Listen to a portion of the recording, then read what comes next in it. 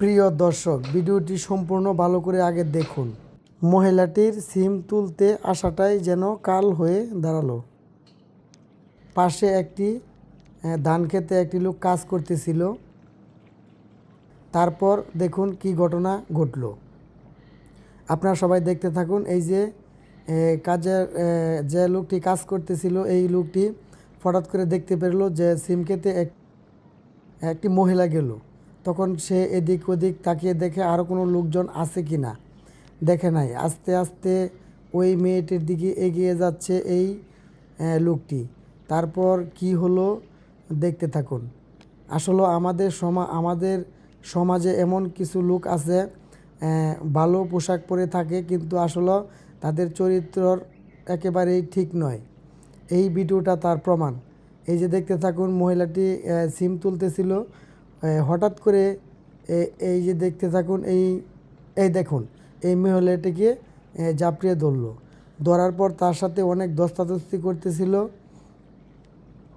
তাকে বাহিরে আনার চেষ্টা করতেছিল। মেয়ের হাতে সিমের বুল ছিল, বুল ধান খেতে পড়ে গেল।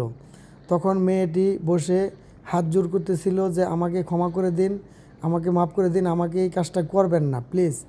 কিন্তু না, এই লোকটি নাসুরবান্দা ওই মহিলাটিকে ছাড়লই না।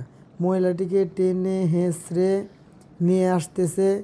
আমার যা ধারণা, সামনে কিছু গর্ত আছে, ওই গর্তর দিকে এই মেয়েটিকে নিয়ে আনার চেষ্টা করতেছে, কিন্তু অনেক জোরাজুরি করতেছে, কিন্তু তারপরেও কোনোভাবেই কাজ হচ্ছে না।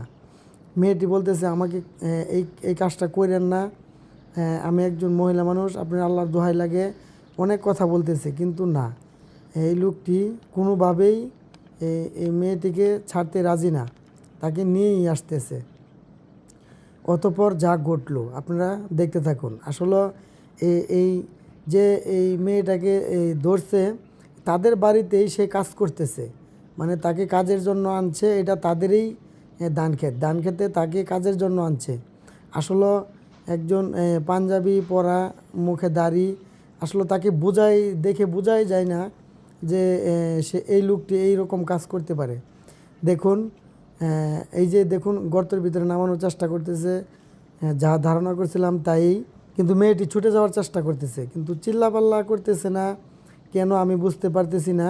তবে মেয়েটি যদি চিল্লাপাল্লা করতো, আমার মনে করি আশেপাশের থেকে মানুষ আসতো, কিন্তু চিল্লাপাল্লা করতেছে না। এই দেখেন গর্তের মধ্যে নেওয়ার জন্য চেষ্টা করতেছে। আমরা এটা আসলে এই ভিডিওটি সর্বোচ্চ শেয়ার করে সবাইকে দেখার সুযোগ করে দেবেন।